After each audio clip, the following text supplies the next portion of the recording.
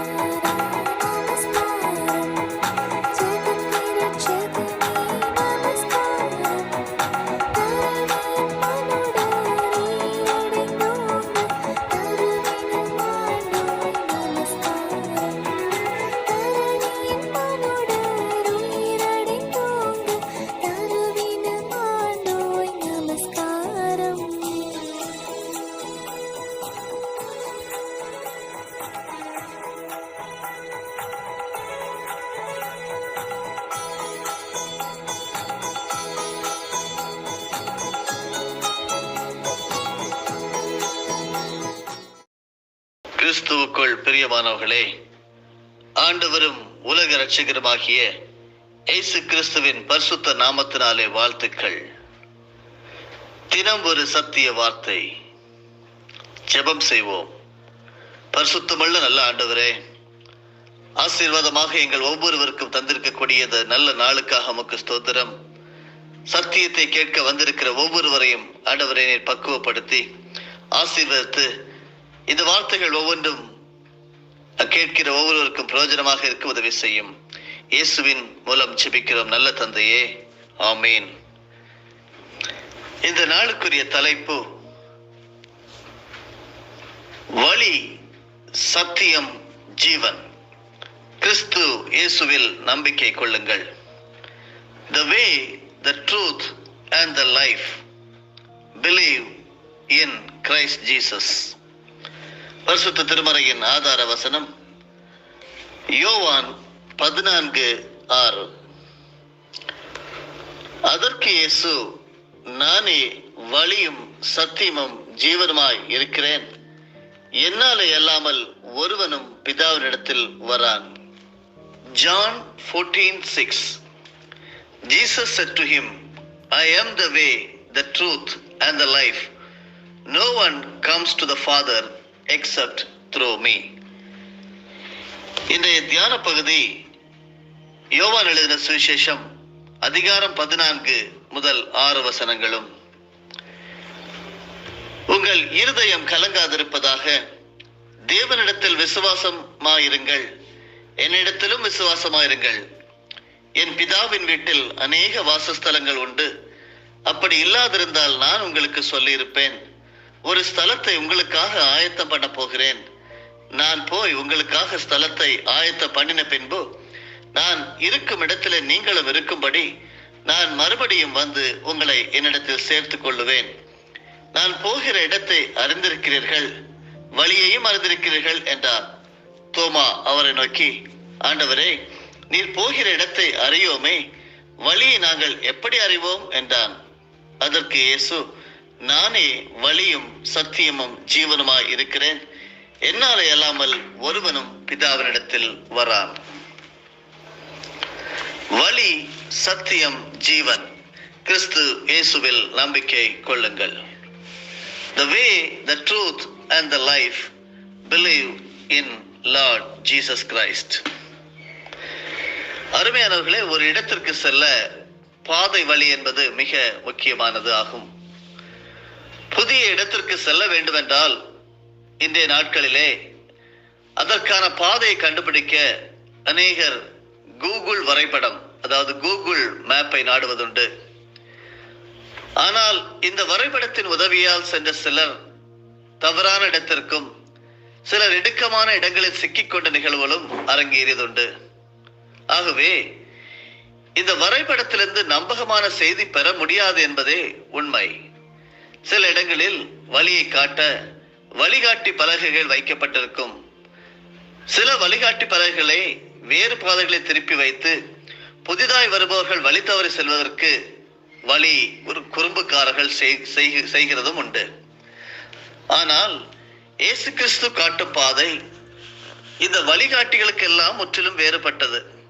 காரணம், அவர் வழியாகி வாழ்கிறார் என பரிசுத்த வேதாகமம் நமக்கு தெளிவுபடுத்துகிறது. இன்றைய நற்செய்தி பாடத்தில் இயேசுவின் சீடர்கள், குறிப்பாக தோமா, நீர் எங்கு போகிறீர், எந்த வழியாக போகிறார் என்று இயேசுவிடம் புலம்பிய வேளை ஆண்டவர் சொல்லுகிறார், நானே வழியும் சத்தியமும் ஜீவனுமாய் இருக்கிறேன் என்று. அப்படி உறுதிப்பட தெரிவிக்கிற இயேசு கிறிஸ்து, வழியாகிய இயேசு கிறிஸ்துவில் முழுமையான நம்பிக்கை கொண்டு நாம் பயணிக்கும் போது இந்த புதிய பாதை தென்படும் என்பது நிச்சயமான உண்மை. இந்த உண்மையை இன்றைய திருமறை பாடங்கள் சார்ந்து சற்று தியானிப்போமா? முதலாவதாக இயேசு கிறிஸ்து நம்பிக்கை இழந்தோருக்கு நம்பிக்கை கொடுக்கிறவர். இஸ்ரவேல் மக்களின் 430 ஆண்டு கால அடிமைத்தன வாழ்விலிருந்து மோசே வழியாக தேவன் அவர்களை விடுதலையாக்கி கானான் நாட்டிற்கு நேராக வழிநடத்தி வந்தார். பகல் வேளையில் சூரியனின் வெப்ப கதிர்களை தம்மீது தாங்கி மேகத்தூணாகவும், இரவில் தம் மக்கள் வழி தவறி போக வண்ணமும், கொடிய உயிரினங்களின் தாக்குதலிருந்து தப்புவிக்கவும் நெருப்பு கம்பங்களோடும் தம் மக்களுடன் பயணித்தார் என்று சொல்லி நாம் திருமறையில படிக்க முடிகிறது. இந்த சூழ்நிலையில் இஸ்ரவேலர் செங்கடலை எதிர்கொண்டனர். முன்னால் செங்கடலின் தண்ணீர் அவர்களை அச்சுறுத்தியது. பின்னால் பார்வோன் அரசரின் படைகள் துரத்தி வந்து கொண்டிருந்தனர். பயணிக்க முடியாத பாதைகளை கண்டு பதறிய இஸ்ரவேலர், எகிப்திலே எங்களுக்கு சவக்குழிகள் இல்லை என்றா இங்கே எங்களை இழுத்து வந்தீர் என மோசையுடன் இடுகின்றனர். இனி வாழ்வதற்கு சாத்தியமில்லை என்று எண்ணிய மக்களுக்கு மோசை வழியாக புதிய பாதையை ஆண்டவர் காட்டுகிறார். முன்னோக்கி செல்லும்படி மக்களிடம் சொல், கோ ஃபார்வர்ட் என மோசையிடம் கூறினார். அருமையானவர்களே, மோசே கோலை உயர்த்தி பிடித்து கடலில் நீட்ட கடலில் பாதை தென்பட்டது. அவர்கள் அந்த பாதை வழியாக பயணித்தனர். அவர்களுக்கு அச்சுறுத்தலாக இருந்த தண்ணீர் அவர்களுக்கு பாதுகாப்பு தரும் மதில் சுவராய் இருந்தது என்பது மிக சிறப்பு. அருமையானவர்களே, ஆற்றல் இழந்தோருக்கு ஆற்றலாக நம்முடைய நாதர் இயேசு கிறிஸ்து இருக்கிறார். பிலிப்பு நகரில் பரிசுத்த பவுலடியார் ஊழியம் செய்யும் போது குறி சொல்லும் ஆவியை கொண்டிருந்த ஒருவர் விடுதலை பெற்றார். இதனால் அவரை அடிமையாய் வைத்திருந்தவர்களுக்கு வருவாய் இழப்பு ஏற்பட்டது. எனவே பவுலடியாரையும் சீலாவையும் பிடித்து சிறையில் அடைத்து அவர்களை தொழுமரத்தில் உறுதியாய் மாட்டி வைத்தனர். நள்ளிரவில் அவர்கள் இருவரும் ஆண்டவரை புகழ்ந்து பாடவே இவர்களது விலங்குகள் கலந்து விழுந்ததுடன் கதவுகளும் திறவுண்டன. சிறை காவலர் விழித்தெழுந்து கட்டுண்டவர்கள் தப்பி ஓடியிருப்பார்கள் என எண்ணி வாளை உருவி தற்கொலை செய்ய முயன்றனர். உடனே பவுலார் என்ன சொல்கிறார், நீர் உமக்கு தீங்கு ஏதும் செய்து கொள்ள வேண்டாம், நாங்கள் அனைவரும் இங்கேதான் இருக்கிறோம் என்று முழக்கமிட்டார்கள்.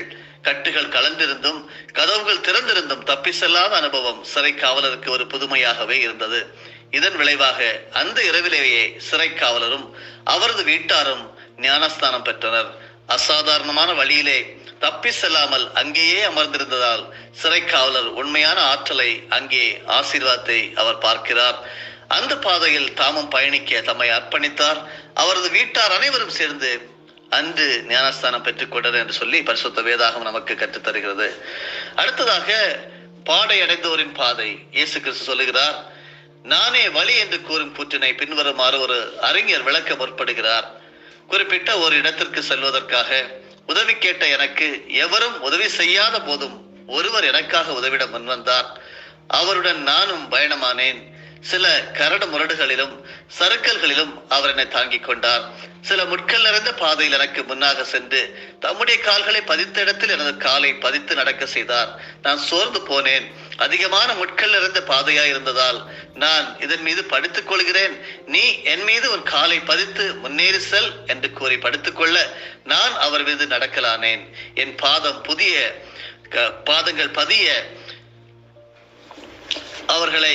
அவரது உடல்களை கிழித்தன. நான் சேருமிடம் சேர்ந்து விட்டேன். இவ்வாறே இயேசுவே வழி என்பதை புரிந்து கொள்ள முடிகிறது என்கிறார் அந்த கவிஞர்.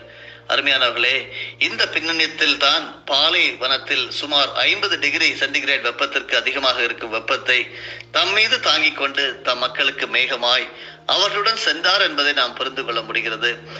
நெருப்பின் நடுவிலும் நம்பிக்கை பயணத்தில் வலுவாதிருந்தோர் நடுவில் புதிய பாதை தென்பட செய்தார். கிறிஸ்துவில் ஆழ்ந்த நம்பிக்கை கொண்டு வாழும்போது வாழ்வில் நம்பிக்கை இழந்து போகின்ற சூழல் வந்தாலும் புது நம்பிக்கை பிறக்கவும், சோர்ந்து போகும் சூழலில் ஆற்றலாகவும், பாடுகள் நிறைந்த வாழ்வில் தாமே பாதையாகவும் நம்முடைய தேவன் செயல்படுகிறார் என்பதை நாம் ஒவ்வொரு கணப்பொழுதும் உணர்ந்து கொள்ள முடியும்.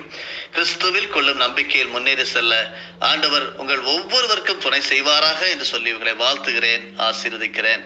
ஆண்டவர் இயேசு கிறிஸ்து சிலுவையிலிருந்து தப்பித்து விடுவார் என எதிர்பார்த்தோருக்கு நடுவில் அவர் உரக்க கத்தி உயிர் துறந்த காட்சியை கண்ட 100க்கு அதிபதியான தலைவர் அதனாலே உண்மையான ஆற்றலை அங்கே பார்க்கிறார்.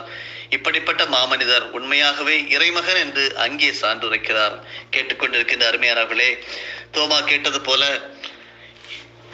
நீர் போகிற இடத்தை அறியோமே, வழியை நாங்கள் எப்படி அறிவோம் என்று கேட்ட போது ஆண்டவர் சொல்லுகிறார், நானே வழியும் சத்தியமும் ஜீவனுமாயிருக்கிறேன், என்னாலே அல்லாமல் ஒருவனும் பிதாவினிடத்தில் வரான். இன்று நாம் வாசிக்க கேட்ட தியான பகுதியிலே முதலாவதாக ஆண்டவர் சொல்லுகிறார், உங்கள் இருதயம் கலங்காதிருப்பதாக. Let not your heart be troubled என்று ஆண்டவராகிய இயேசு கிறிஸ்து உங்களுக்கும் எனக்கும் இந்த காலை வேளையிலே ஆண்டவராகிய இயேசு கிறிஸ்துவின் வார்த்தைகள் உங்களை தேற்றட்டும் என்று சொல்லி உங்களை ஆசீர்வதிக்கிறேன். அவரே வழி, அவரே சத்தியம், அவரே ஜீவன்.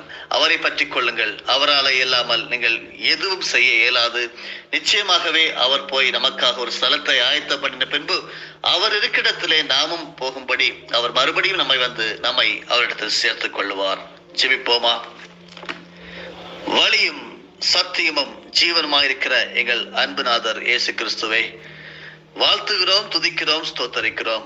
மகிமை நிறைந்தவராக எங்களுக்காக ஒரு ஸ்தலத்தை ஆயத்த பண்ண சென்றிருக்கிற எங்கள் அன்பு தேவனே, நீர் மீண்டும் எங்களை இங்கே வந்து நீங்க இருக்கிற இடத்துல மறுபடியும் எங்களை சேர்த்துக் கொள்கிறேன் என்று சொல்லியிருக்கிறதே நம்பிக்கையோடு இருக்கிறோம். உண்மையில் நம்பிக்கை வைத்து நீர்தான் வழியும், நீர்தான் எங்களுக்கு சத்தியமும், நீர்தான் எங்களுக்கு ஜீவனுமா இருக்கிறது என்று சொல்லி என்னோடு இணைந்து விசுவாச அறிக்கை செய்கிற ஒவ்வொரு பரிசுத்தவான்களையும் நீர் ஆசீர்வதிப்பீராக. எங்கள் இருதயம் கலங்காது இருக்கட்டும். எவ்விதமான சூழலிலும் எங்கள் அன்பு தேவன் எங்களோடு இருக்கிறார் என்கிற நம்பிக்கையோடு நாளை தொடர கர்த்தர் உதவி செய்வீராக. சகல துதிகர மகிமை உமக்கே செலுத்துகிறோம் மீட்பர் இயேசுவின் மூலமே பிதாவே, ஆமேன். என் ஆத்துமாவே கர்த்தரை ஸ்தோத்தரி, என் முழு உள்ளமே அவருடைய பரிசுத்த நாமத்தை ஸ்தோத்தரி. என் ஆத்துமாவே கர்த்தரை ஸ்தோத்தரி, கர்த்தர் செய்த சகல உபகாரங்களையும் மறவாதே. ஆமேன்.